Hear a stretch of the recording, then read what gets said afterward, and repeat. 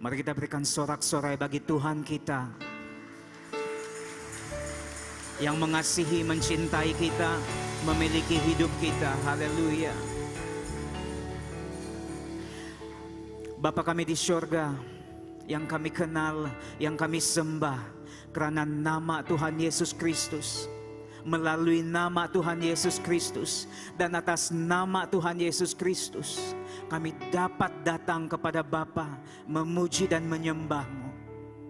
Kami bersyukur ya Tuhan, karena Engkau hadir di tengah-tengah kami. Bukan secara mata kasar, bukan secara fisikal, tetapi Engkau lebih dekat dengan kami berbanding pribadi manapun yang ada di dunia ini. Karena Engkaulah yang telah menyelamatkan kami. Kami bersyukur Tuhan, kami berterima kasih. Kami dapat beribadah di tempat ini. Kami dapat melepaskan iman kami. Kami dapat memuji menyembah Tuhan, melepaskan iman kami. Dan kami tidak mau ya Tuhan, melepaskan peluang mendapat pengenalan akan Tuhan, mendapat berkat daripada Tuhan di dalam ruangan ini, hari ini. Karena kami tahu ya Tuhan, Engkau mau bertemu secara pribadi dengan kami di tempat ini hari ini. Dan kami syukuri itu, kami dahului itu dengan ucapan syukur. Kami tahu ya Tuhan bahwa kuasa jahat, kuasa kegelapan, iblis, roh jahat tidak senang untuk kami dapat merasakan hadirat Tuhan, untuk kami merasakan kelepasan yang kami perlukan pada waktu ini. Itulah sebabnya kami tolak, kami rubuhkan, patahkan semua rencana rancangan iblis di dalam nama Tuhan Yesus Kristus, supaya kami mendapat berkat yang menjadi bahagian bagi anak-anak Tuhan yang ada dalam dewan ini maupun yang ada di rumah masing-masing. Kami dipersatukan dalam kuasa Tuhan, dalam alam roh, karena Tuhan Engkau bekerja mengikat kami dengan kasih-Mu yang sempurna. Tidak terbatas oleh perasaan semata-mata, tidak terbatas oleh mata kasar semata-mata. Itu masih mengikat kami pada hari ini. Dan kami mau war-warkan itu, kami mau laungkan itu. Karena kami tahu ada kuasa di sebalik iman yang dilepaskan, dilaungkan. Kami bersyukur, kami berterima kasih. Engkau memberkati setiap kami Tuhan saat kami mendengar. Kami merasakan hadirat Tuhan. Dan kami mendapat kekuatan yang kami perlukan. Di dalam nama Yesus kami berdoa. Dan semua yang percaya mari kita sama-sama katakan amin. Tuhan memberkati kita semua. Kita berikan sorak-sorai bagi Tuhan. Terima kasih teman-teman yang telah mengangkat kita dalam pujian dan sembah.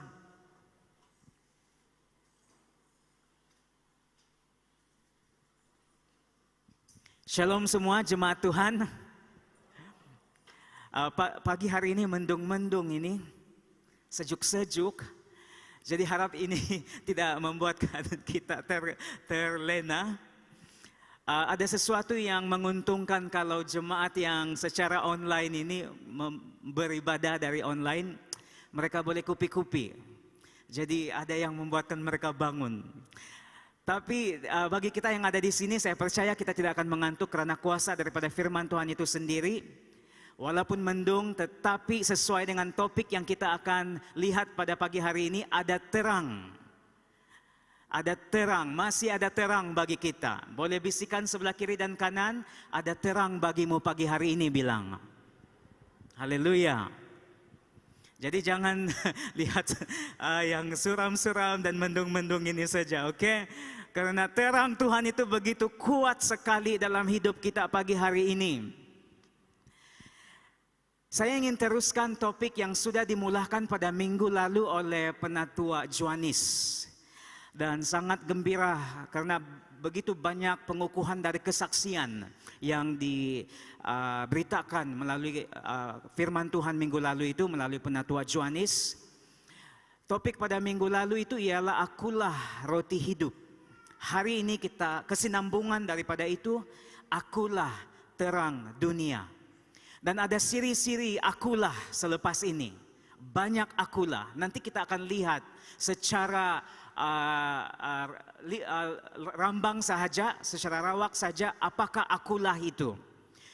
Dan ini semuanya diambil daripada Injil Yohanes. Itulah sebabnya saya ingin memberikan latar belakang terlebih dahulu. Karena dalam Alkitab kita ini ada 4 Injil. Dan perlu kita mengetahui latar belakang, ada baiknya kita mengetahui sedikit latar belakang supaya kita mengerti ke arah mana kita akan pergi. Alkitab kita mempunyai 4 Injil, semua kita tahu, Injil Matius, Injil Markus, Injil Lukas, dan Injil Yohanes. Dan dalam beberapa siri khotbah selepas ini semuanya diambil daripada Injil Yohanes.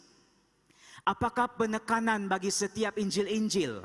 Secara cepat, karena hanya untuk memberikan gambaran besar kepada kita, Injil Matius, penekanan yang lebih diberikan, diutarakan dalam Injil ini ialah Yesus itu putra kerajaan Allah.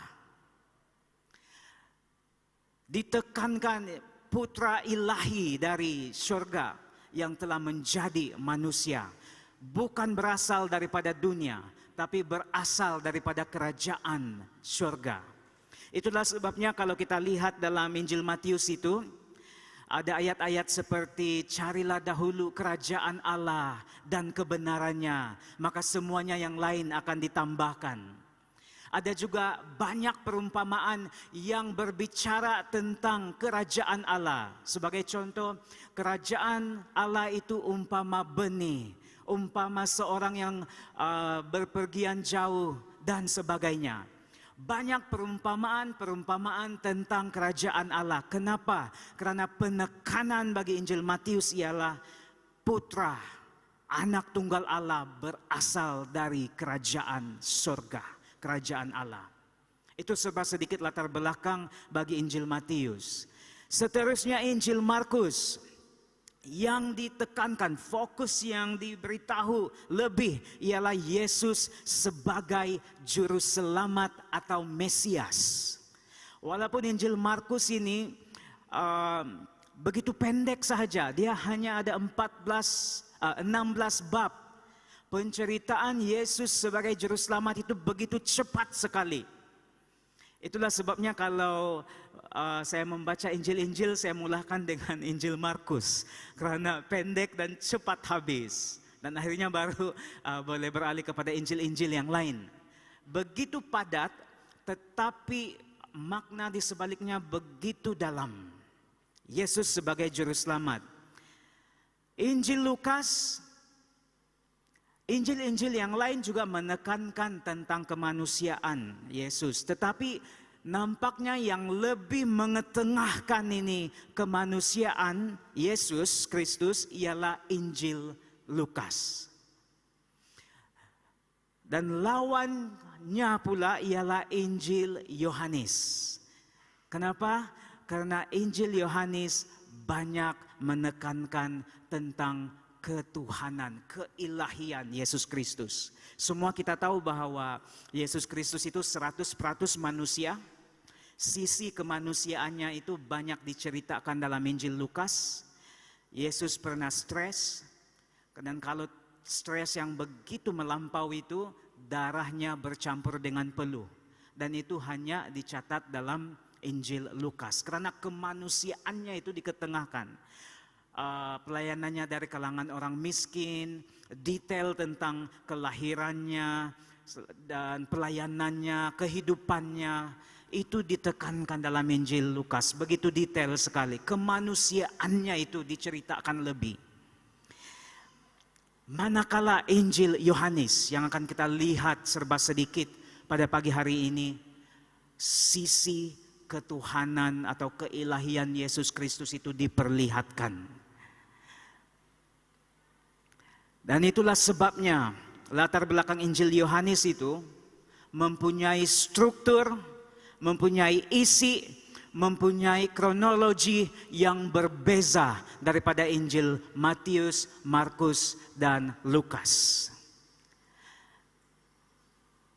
Sedikit info bagi kita dan mungkin reminder bagi yang sudah mengambil kursus mana-mana di seminari teologi. Kita semua tahu bahwa Injil Matius, Markus, dan Lukas ini dikategorikan sebagai Injil sinoptik.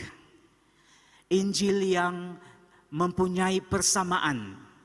Dia punya isi, dia punya kronologi cerita, strukturnya sama. Itulah sebabnya dikatakan sinoptik. Berasal daripada perkataan sinopsis, melihat bersama-sama maksudnya. Jadi digolongkan sebagai satu Injil sinoptik. Tetapi Yohanes tidak tergolong. Injil Yohanes tidak tergolong dalam Injil sinoptik karena strukturnya jauh sangat berbeza. Kontennya dan kronologi cerita pun berbeza-beza. Dan dalam Injil Yohanes itu terdapat 7 ucapan. Kenapa 7? Nanti saya akan nyatakan sebentar lagi. Terdapat 7 ucapan ego eimi ataupun akulah atau aku adalah yang diucapkan oleh Yesus Kristus sendiri. Yang pertama ego eimi atau akulah roti hidup. Sudah kita dengar minggu lalu dan hari ini kita sambung. Akulah terang dunia. Dan selebihnya akulah pintu. Ini akan dibawa oleh penyampai firman pada masa-masa yang akan datang. Akulah pintu, akulah gembala yang baik, akulah kebangkitan dan hidup, akulah jalan dan kebenaran dan hidup, akulah pokok anggur yang benar. Yesus Kristus mengidentikan dirinya dalam 7 identity ini. Selain itu, dalam Injil Yohanes juga terdapat 7 sahaja mukjizat yang dicatat, yang dilakukan oleh Yesus Kristus sendiri. Mengubah air menjadi anggur, menyembuhkan anak pegawai istana, dan selebihnya. Kamu boleh lihat yang terpapar di depan. Dari sini kita dapat melihat mengapa Rasul Yohanes, penulis Injil ini, mengetengahkan atau mengutamakan ini nomor 7. Nomor itu mempunyai maksud-maksud tertentu dalam kebudayaan orang Yahudi. Dan 7 itu bagi mereka itu melambangkan kesempurnaan, melambangkan selesainya sesuatu, lengkapnya sesuatu, melambangkan kesempurnaan, dan yang sempurna hanyalah Tuhan Yesus Kristus. Dan itulah sebabnya sebentar tadi saya mengatakan bahwa Injil Yohanes ini mengetengahkan sisi ketuhanan Yesus Kristus, karena 7 mukjizat, 7 ego eimi, semuanya ini memacu kepada pernyataan bahwa Yesus Kristus itu sempurna. Yesus Kristus itu sebenarnya Tuhan Allah, sebahagian daripada Allah Tritunggal. Itulah penekanannya. Dan saya merasakan ini penting supaya kita dapat melihat latar belakang gambaran awal, supaya akhirnya apa yang disampaikan dalam firman-firman Tuhan yang akan datang, kita akan dapat fahami tentang ego eimi. Akulah roti hidup, akulah terang dunia, dan seterusnya. Kita semua tahu ini menekankan sisi ketuhanan Yesus Kristus. Now, saya mau mulahkan penyampaian firman Tuhan pada pagi hari ini dengan ini. Tujuan Yesus datang. Yesus datang untuk diterima penuh, bukan sekadar untuk dikaji, dianalisa, apalagi untuk dihakimi. Ada satu cerita daripada penatua Yohanes melalui khotbahnya minggu lalu itu yang begitu melekat di kepala saya. Dia mengatakan seperti ini. Roti itu kalau dimakan mesti dimakan, masuk ke dalam mulut, dikunyah dan ditelan. Saya tidak tahu kalau kamu ada ingat statement penatua Yohanes pada Ahad yang lalu. Kalau roti mau dimakan harus ditelan. Supaya zatnya, khasiatnya tenaga yang ada pada roti itu bersatu dengan tubuh kita. Tubuh kita menerima manfaat zat itu, khasiat itu, dan tubuh kita diberikan tenaga, diberikan kemampuan. Karena apa? Boleh saja roti itu diperbuat seperti ini. Boleh saja roti dikaji dan dianalisa. Sebagai contoh, seorang mengambil roti, dia ingin merasakan roti itu, bayangkan roti pound, roti pound gitu, roti bangka, roti dimasukkan ke dalam mulut dan dia makan. Dan dia mengkaji dan menganalisa. Roti ini gandumnya daripada tepung yang berkualiti tinggi. Dan dia makan lagi dan dia makan lagi. Nisbah antara tepung gandum dengan ragi atau yeast begitu sekata sekali, sangat bagus dan kurang, tidak berlebihan raginya. Roti ini baik, tetapi bukan untuk saya. Dan kemudian lepas dia mengunyah sedikit, dia meludah. Adakah khasiat atau zat roti itu bersatu dengan dirinya atau tidak? Tidak bersatu karena itu hanya dirasa, tetapi tidak ditelan. Maka tidak ada sesuatu yang bersatu. Zat daripada roti, khasiat daripada roti, kekuatan daripada roti tidak bersatu dengan dirinya. Maka dia tidak mengalami manfaatnya. Simboliknya adalah Yesus Kristus juga boleh dibuat seperti itu. Ada pada zaman Yesus dan pada zaman ini juga banyak yang mengkaji, menganalisa Yesus Kristus. Pada zaman Empire Roma di Israel, pada zaman Yesus dilahirkan itu, ahli Taurat dan orang Farisi membuat sedemikian. Mereka mengkaji dan menganalisa Yesus. Yesus ini ya orang baik.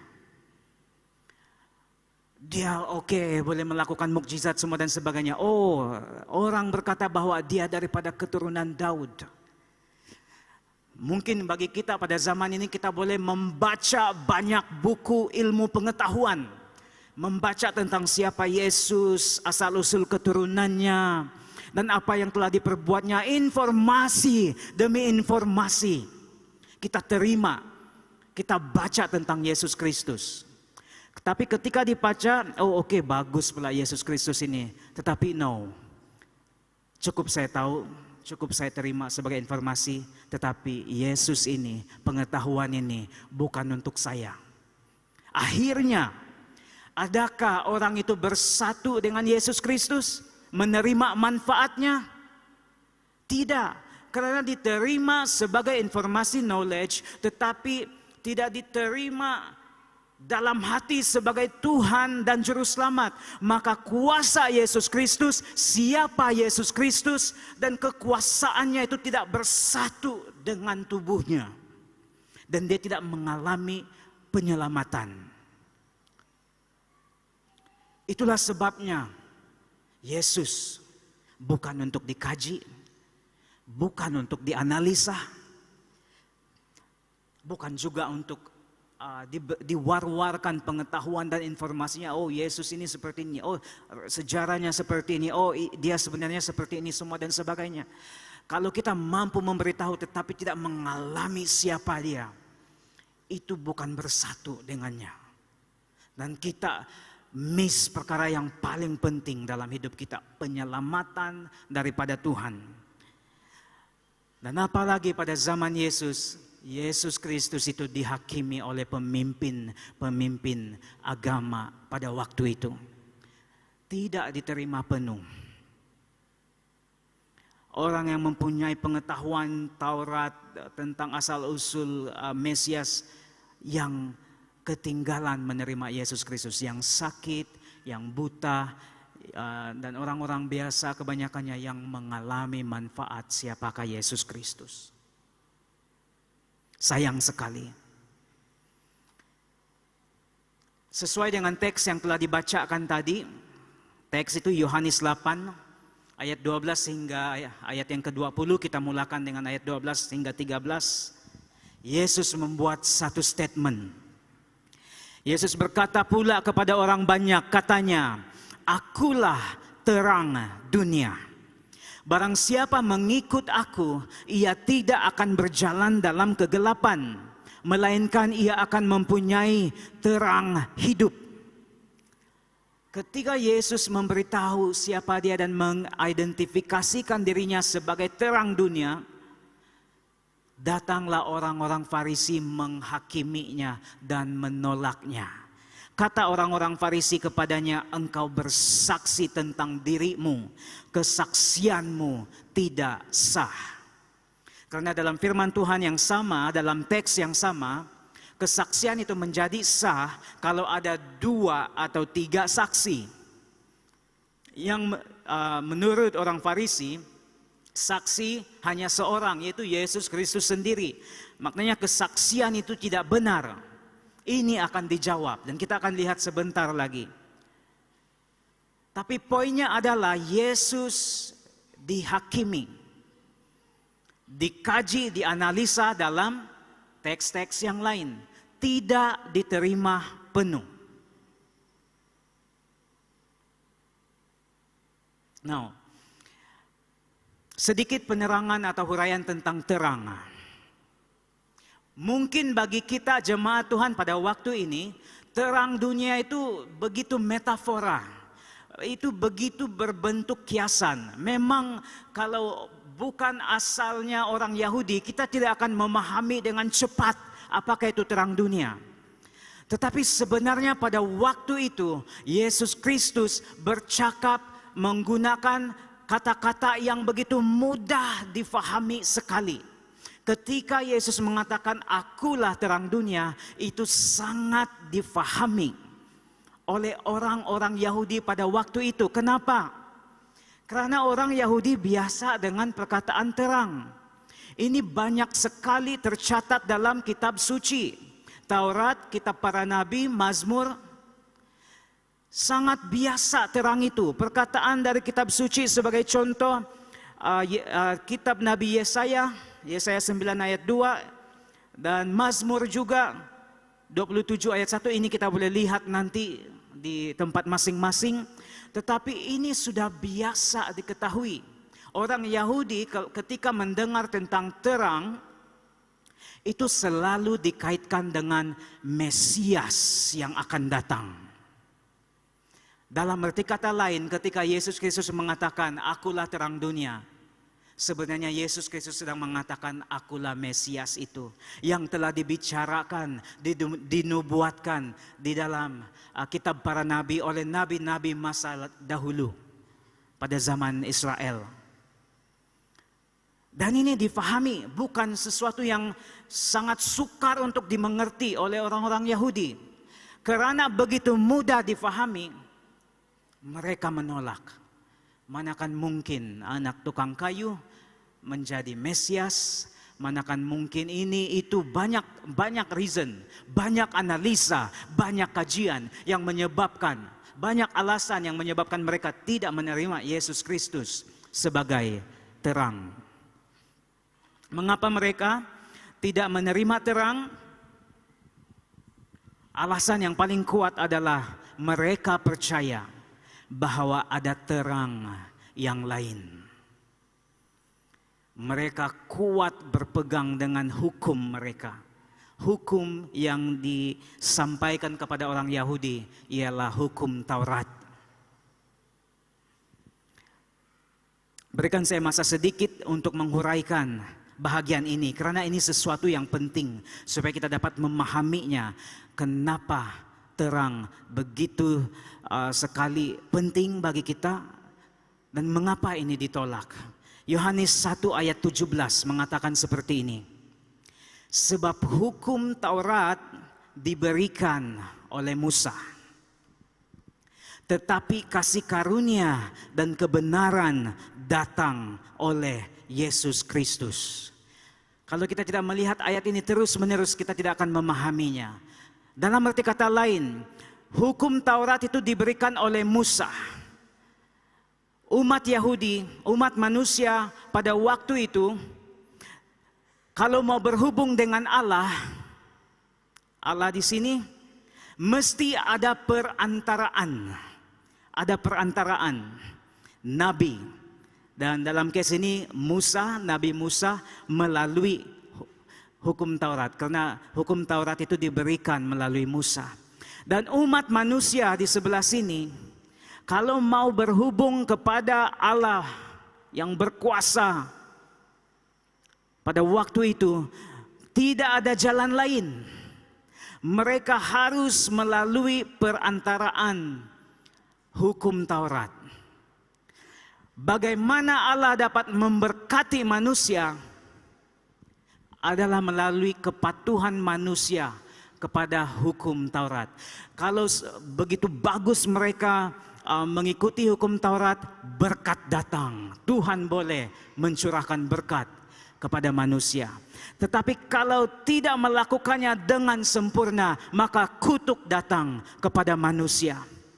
Dan pada waktu itu dengan perantaraan hukum Taurat banyak sekali dosa. Itulah sebabnya dalam kebudayaan orang-orang Yahudi begitu banyak sekali jenis korban-korban tertentu. Korban bakaran, korban sembelihan yang bermacam-macam, korban penghapus dosa. Dalam imamat menyatakan semua jenis korban ini. Supaya dosa itu dapat ditutupi. Karena untuk melenyapkan dosa hanya Yesus Kristus. Dosa hanya ditutupi dan akhirnya umat Israel dapat diberkati. Maknanya mereka tidak dapat mematuhi hukum Taurat sepenuhnya. Dan kemudian Yesus Kristus daripada surga melihat umatnya untuk datang kepada Allah. Itu begitu sukar sekali. Tahun demi tahun mengadakan korban. Mereka seringkali diingatkan tentang dosa. Itulah sebabnya perlu melakukan korban demi korban setiap tahun. Supaya berkat itu mengalir dan mereka tidak mati karena kutukan. Karena tidak ada satu pun yang benar. Hukum Taurat itu begitu benar, suci, sempurna. Karena itu terlalu sempurna, hanya orang yang sempurna dapat menggenapinya. Tetapi firman Tuhan mengatakan, semua orang telah berdosa dan kehilangan kemuliaan Allah. Tidak ada yang dapat mencapai standar. Dan Yesus dari surga melihat umat begitu sukar sekali datang kepada Allah, mengalami berkat Allah, apalagi mengalami hubungan dengan Allah. Kutuk dan berkat itu bersilih ganti. Tidak ada yang mampu mematuhi Taurat itu sepenuhnya. Akhirnya Yesus mengambil keputusan untuk memecahkan tembok pemisah.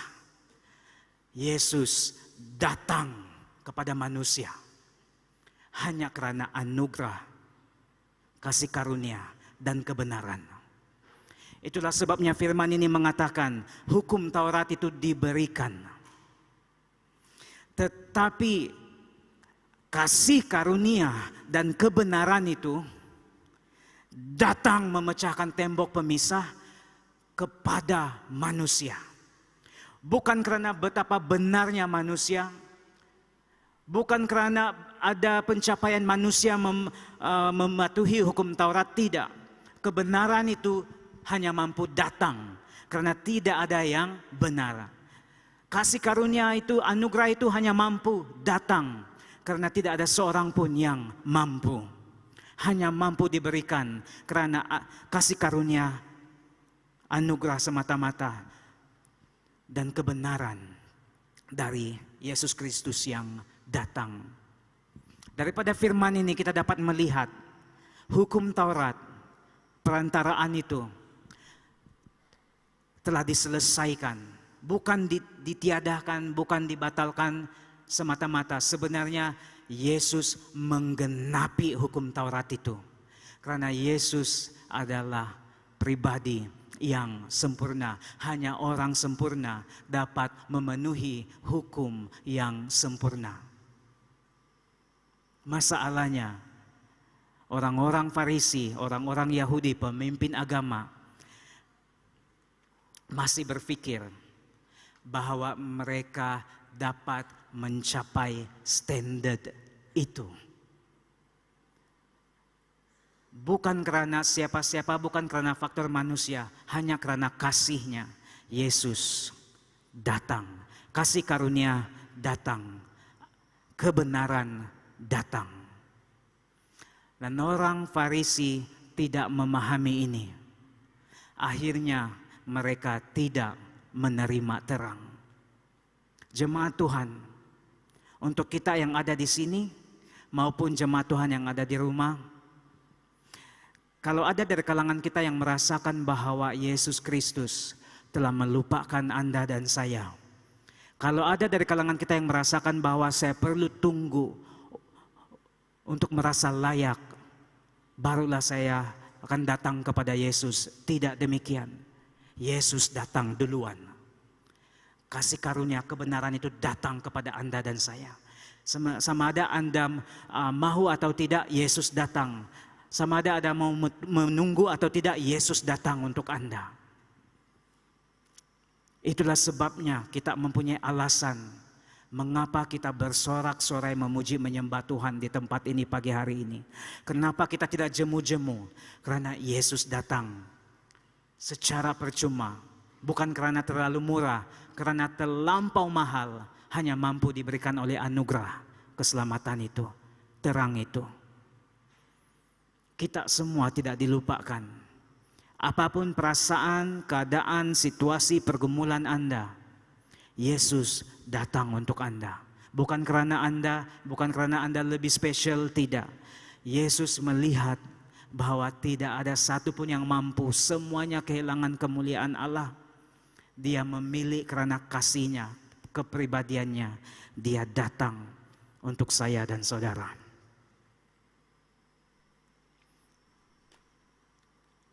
Sekarang kita mau masuk ke dalam terang dunia. Mengapa Yesus adalah terang dunia?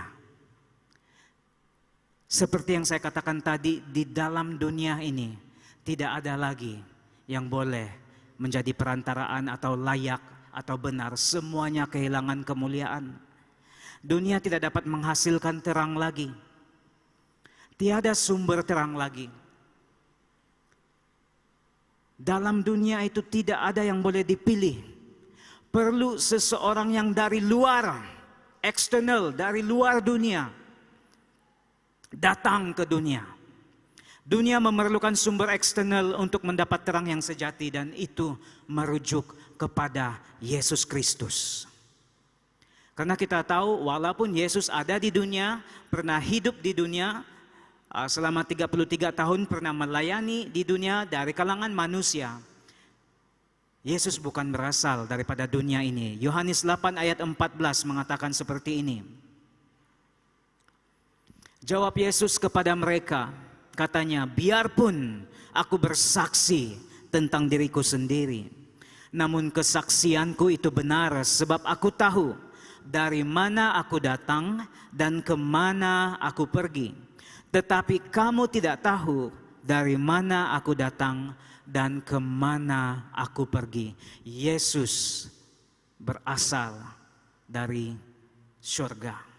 Ada di dunia, tapi dia merupakan sumber eksternal itu yang telah datang menyelamatkan kita semua, yang menjadi terang bagi kita.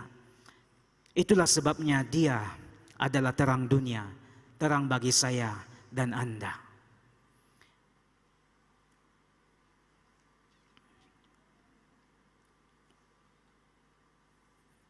Dalam teks pembacaan kita pagi hari ini, dinyatakan dalam ayat 17 hingga 18. Taurat sendiri menyokong Yesus adalah terang dunia. Orang Yahudi, orang Farisi yang tidak mau Yesus Kristus, mereka lebih memilih Taurat, inilah jalan untuk berkenan kepada Allah. Sedangkan Taurat sendiri menyokong Yesus adalah terang dunia. Ayat 17, dan dalam kitab Tauratmu ada tertulis bahwa kesaksian dua orang adalah sah. Akulah yang bersaksi tentang diriku sendiri dan juga Bapa yang mengutus aku bersaksi tentang aku. Mula-mula saya tidak memahami ayat ini, sejak bila Bapa bersaksi tentang Yesus Kristus. Tetapi ketika saya mengingat bagaimana Yesus Kristus dibaptis oleh Yohanes Pembaptis, ada kesaksian. Walaupun tidak kelihatan, tapi ada suara kedengaran yang mengatakan, inilah anakku yang kukasihi, kepadanyalah aku berkenan. Itu kesaksian Bapa. Satu contoh, ada satu contoh lagi ketika Yesus berada di gunung Transfigurasi. Ketika Yesus berubah rupa dan ada gambaran Elia dan Musa. Kedengaran juga suara dari surga mengatakan, inilah anak yang kukasihi, dengarkan dia. Maknanya sudah ada kesaksian dari Bapa. Ada dua saksi, ini sah bahwa Yesus adalah terang dunia. Menerangi setiap kita. Taurat sendiri secara tidak langsung menyokong ini. Yesus datang untuk diterima penuh. Tapi kalau dikaji, dianalisa, apalagi dihakimi, ada bahaya penghakiman itu terhadap Yesus Kristus. Yohanes 8 ayat 19. Maka kata mereka kepadanya, karena Yesus mengatakan sebelumnya, Bapakku juga saksi untukku. Dan mereka ingat itu Bapak fisikal, Bapak dunia. Dan kemudian mereka bertanya, di manakah Bapakmu? Jawab Yesus, baik aku maupun Bapakku tidak kamu kenal. Jikalau sekiranya kamu mengenal aku, kamu mengenal juga Bapakku. Apakah bahaya penghakiman, sikap menghakimi Yesus Kristus? Umat manusia untuk mau mengerti, menyembah Bapa sangat sukar karena ada perantaraan, yaitu hukum Taurat. Tetapi ketika Yesus Kristus memilih sendiri untuk datang ke dunia, Yesus Kristus yang mengalami persekutuan dengan Bapa, melihat Bapa, mengerti Bapa, dan setiap kali mengetahui apa yang diperbuat oleh Bapa. Ketika dia datang ke dunia, hanya dia yang boleh memberitahu siapa Bapa.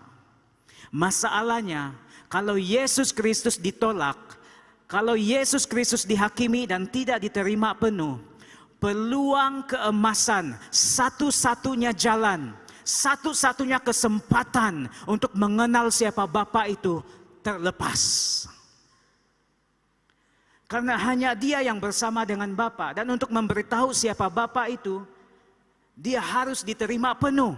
Masalahnya ahli Taurat, pemimpin agama, orang Farisi menolak Yesus Kristus. Kesempatan untuk mengenal Bapa melalui Yesus Kristus itu hilang begitu saja.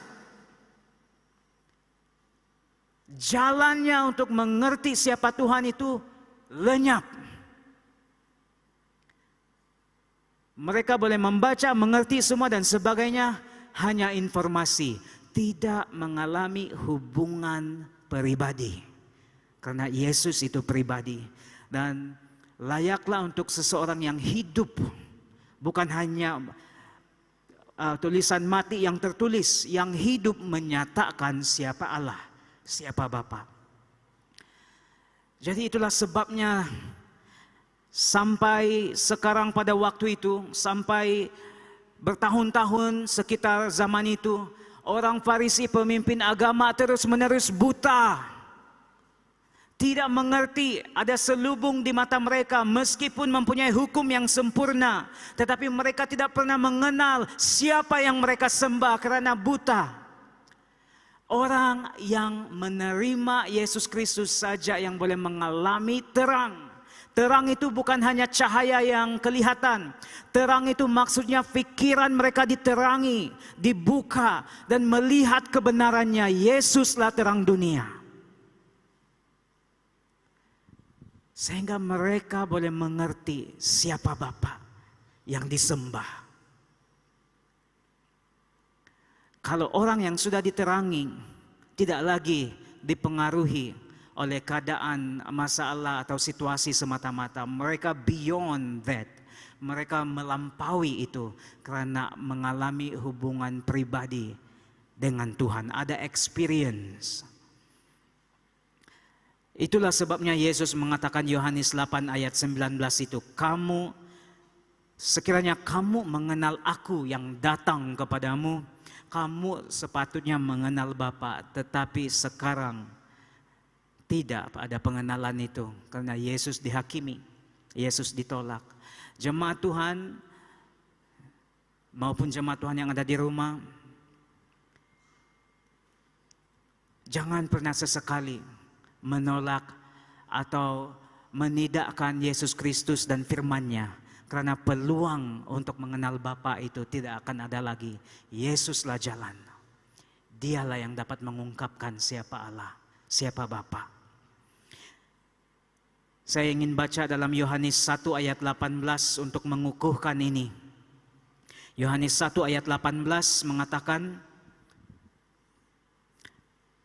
tidak seorang pun yang pernah melihat Allah, tetapi anak tunggal Allah yang ada di pangkuan Bapa, dialah yang menyatakannya. Ketika Yesus ditolak, tidak ada lagi pernyataan tentang Bapa. Selama ini, Yesus yang adalah Allah, melihat Allah, anak tunggal Allah yang ada di pangkuan Bapa, dialah yang dapat memperkenalkan kita kepada Bapa.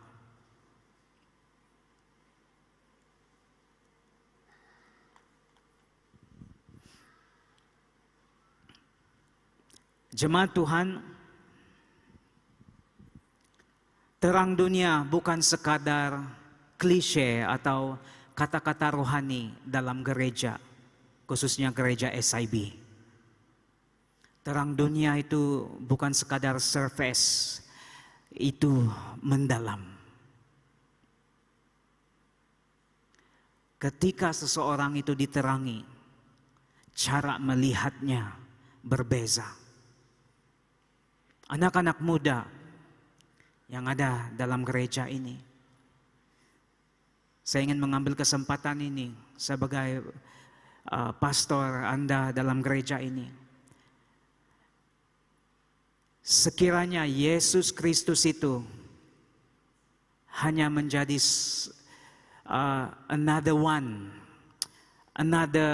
seperti tokoh, salah satu tokoh, hanya menjadi pengetahuan, hanya menjadi sesuatu yang untuk dibicarakan, diketahui. Kalau dalam agama sepupu kita ada Muhammad, kalau dalam Hindu Buddha kita ada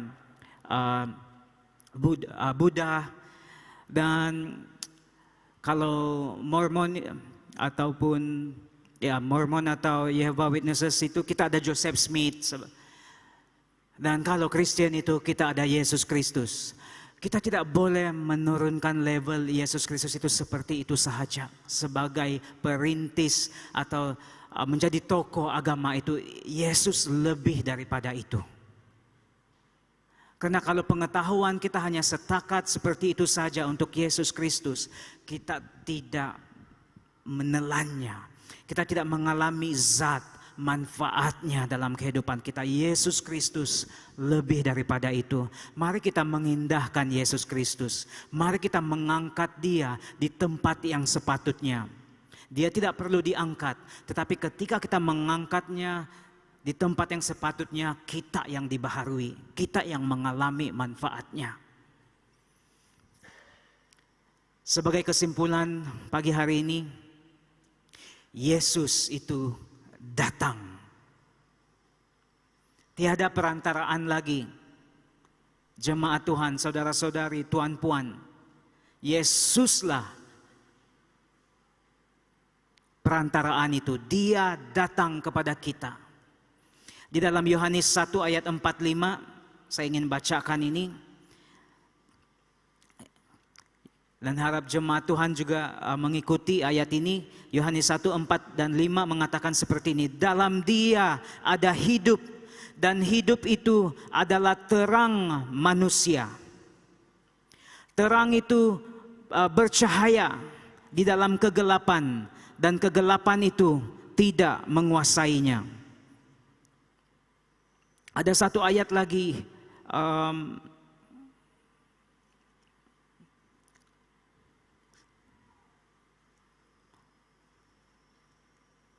Yohanes 1, 9 hingga 11. Saya ingin bacakan ini.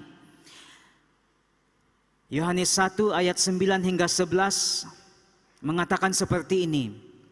Yesus itu sudah datang, terang yang sesungguhnya yang menerangi setiap orang sedang datang ke dalam dunia. Ia telah ada di dalam dunia, dan dunia dijadikan olehnya, tetapi dunia tidak mengenalnya.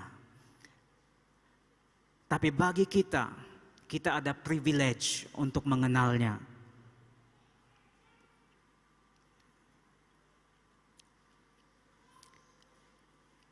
Ayat 11, ia datang kepada milik kepunyaannya, tetapi orang-orang kepunyaannya itu tidak menerimanya.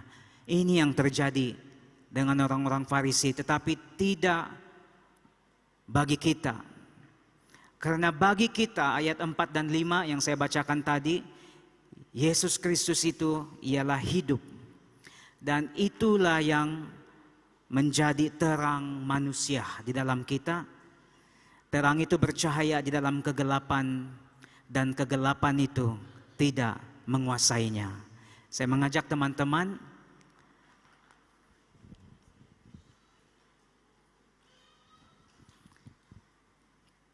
terang itu bercahaya di dalam kegelapan, kegelapan itu tidak menguasainya. Kadangkala dalam kehidupan kita sebagai manusia maupun orang-orang percaya, situasi, keadaan, pikiran-pikiran yang datang membimbangkan, merunsingkan, mengkhawatirkan, itu betul-betul menjadi cabaran bagi kita sebagai umat manusia.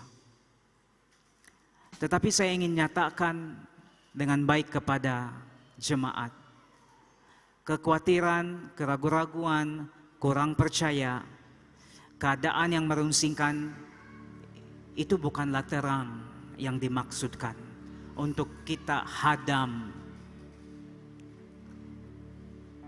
Saya mau ajak kita untuk berpikir sejenak. Sejauh mana masa yang kita berikan untuk menghadam, untuk membiarkan itu berlegar-legar di kepala? Berapa masa yang kita berikan kepada kekhawatiran, keraguan-raguan, kurang percaya?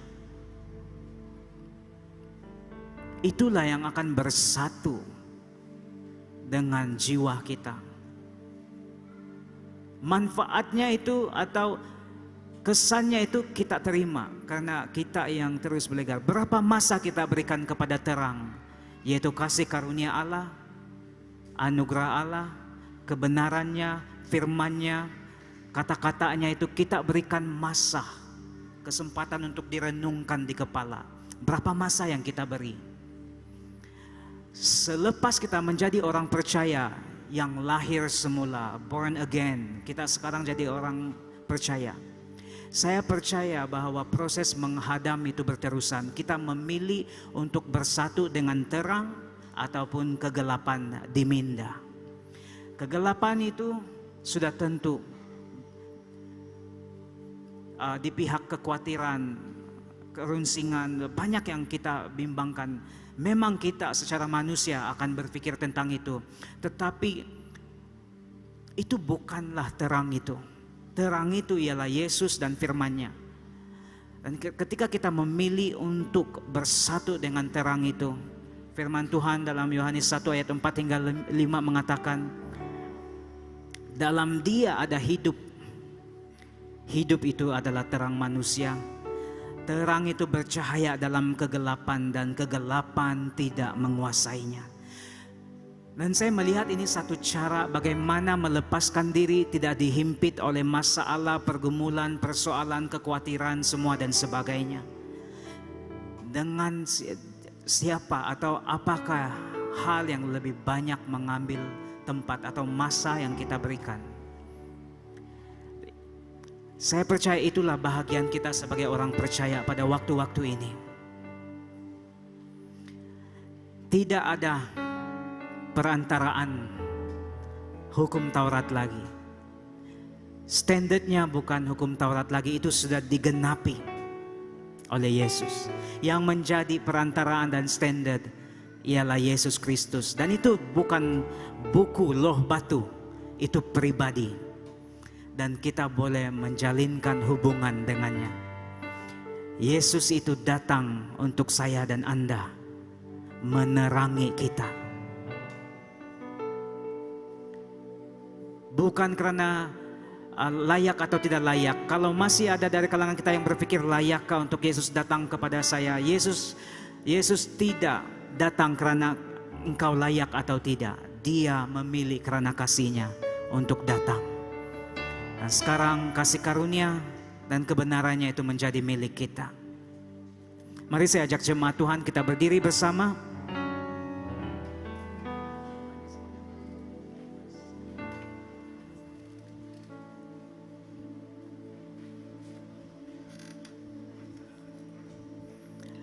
Jemaat Tuhan, Yesus sudah datang. Apakah respon kita? Dan saya percaya respon yang terbaik adalah worship. Ucapan syukur, ucapan terima kasih. Kita bukan lagi mau impress God supaya memberkati kita. Hidup kita sekarang adalah mengekspresikan ucapan syukur. Mari kita melepaskan ucapan syukur yang melimpah-limpah kepada Tuhan melalui pujian kita. Haleluya. Tuhanku, mari kita mengucap syukur bersama jemaat Tuhan. Katakan ini kepada Yesus yang sudah datang bagi kita, bagi Anda dan saya.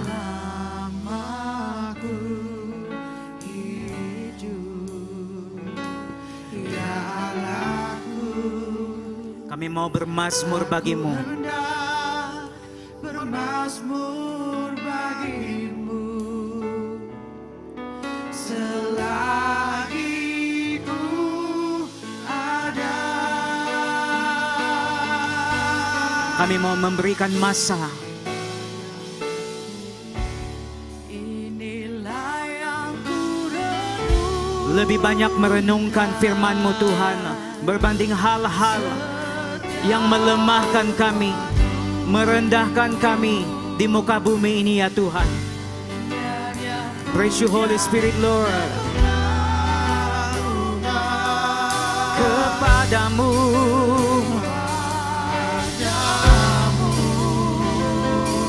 biarlah manis kau dengar semuanya itu ya Tuhan.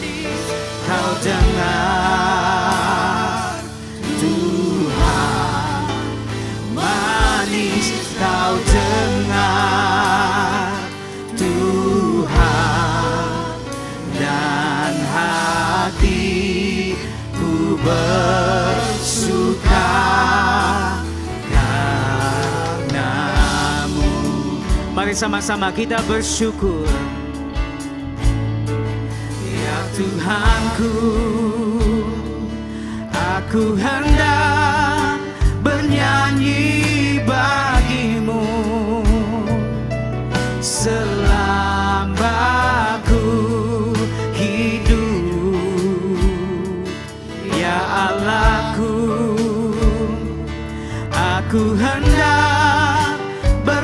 Mazmur bagimu. Selagi ku ada.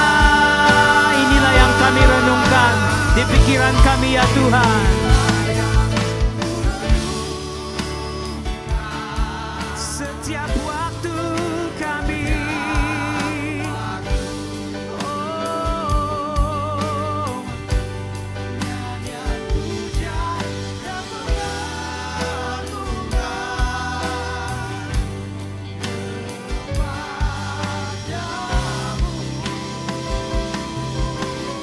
manis kau dengar ya Tuhan.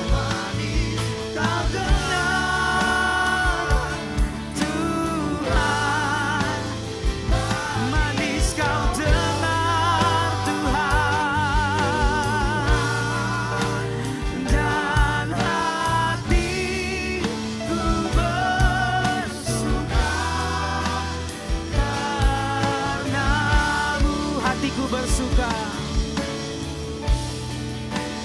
Dan hatiku bersuka, dan hatiku bersuka, hati kami, dan hatiku bersuka karenamu.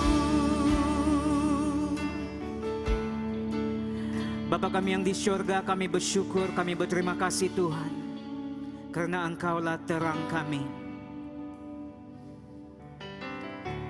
Kami sangat bersuka cita, bergembira ya Tuhan, karena tidak ada perantaraan lagi.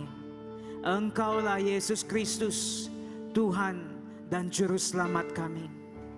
Kami mau menerima Engkau dengan penuh, dan kami sebagai orang yang sudah menerima Engkau ya Tuhan, kami terus menerus mau bersekutu dengan Engkau, memilih untuk apa yang ada dalam pikiran kami, mengalami zat, khasiat, manfaat akan siapa Engkau dan firman-Mu. Kami bersyukur, berterima kasih Tuhan.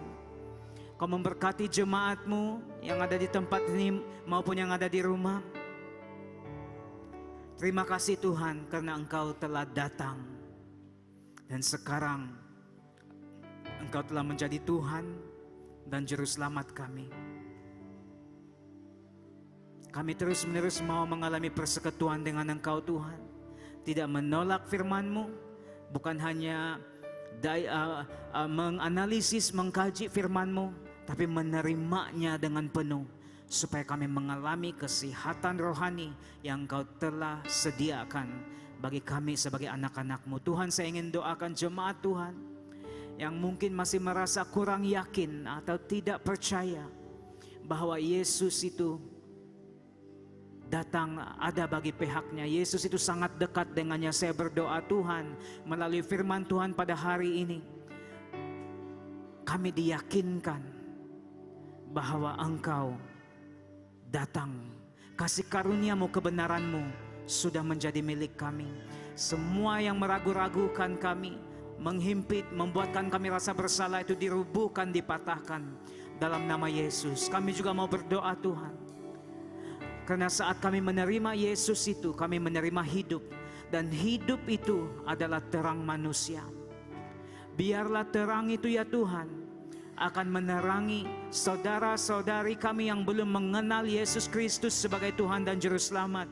Karena Engkau berfirman, terang yang kami terima itu bercahaya di dalam kegelapan, dan kegelapan tidak menguasainya. Itulah sebabnya ya Tuhan, kami tidak akan dikuasai oleh kekhawatiran, keraguan, kurang percaya, ketakutan.